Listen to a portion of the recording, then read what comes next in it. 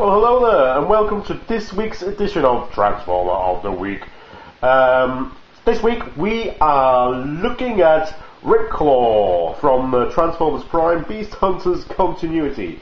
This is a figure I picked up at Auto Assembly. It was very much a whim on the last day, and what a whim it was. This is probably my favourite toy I picked up at Auto Assembly.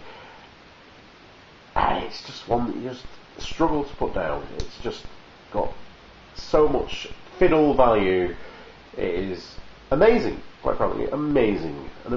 This is good toys. Let's just start this Transformer of the Week out with that statement. This is good toys, man. This is good toys.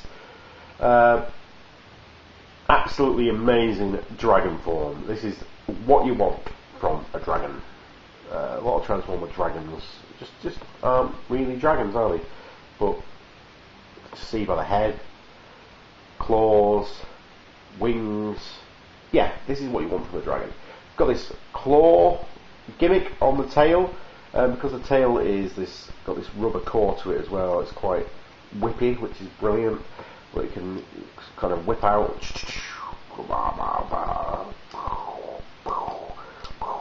It's also got a pressure gimmick on it, so when you press down in the centre, it snaps into place, and then it catches your finger. Oh yeah, and then you can just kind of move it around or something. Yeah, that's what you can do with it. Because the dragon mode is superposable, you can have her in a lot of different stances.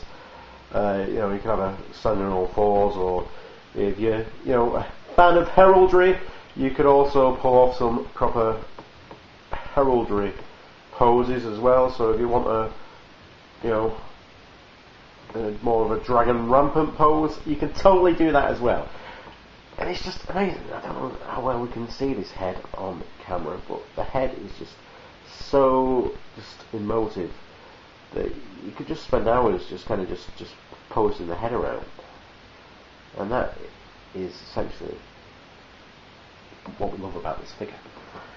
Transformation. It's a quadruped transformer, so it transforms as you'd expect. Legs become legs and arms become arms. But because things shift and change, it's kind of quite cool, because some of the articulation becomes locked off while you shift panels around, but it does then open up other parts of the articulation.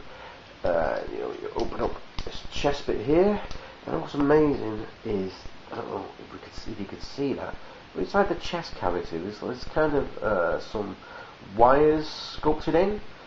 Now you can't see this in either mode, because then it closes off. Then it's covered up by the dragon kibble, and then it's closed off there. You never see it, so it's just really cool that they've just added that just extra bit of detail in there. They could have just left that blank, no one would have minded, but no, they've sculpted in some detail there. That's just going that extra mile that I really love about this toy. Yeah, so things have clicked into place, so it does enough. It is quite a satisfying transformation, because once it's all done, it changed the profile and the silhouette enough that, yeah, it's transformed. And we've got this lovely now Predacon lady who looks quite menacing. It looks like she can really sort of like strut her stuff and just kick some ass and take some names. And the tail claw thing comes off and becomes a weapon for her to hold. So if you ever use it as this claw thing, but as well, you can also think it's some kind of energy blaster. It does very reminiscent of some of the odd plasma type throwers or arc blasters that you see in games like War for Cybertron or Fall for Cybertron, and I think that is just a nice little touch. So yeah, again, excellent in both modes, and that's why she's Transformer of the Week this week.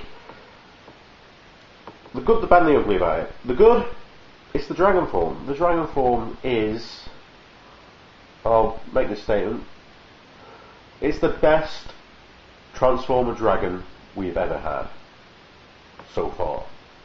It's the best Dragonformer we've ever had.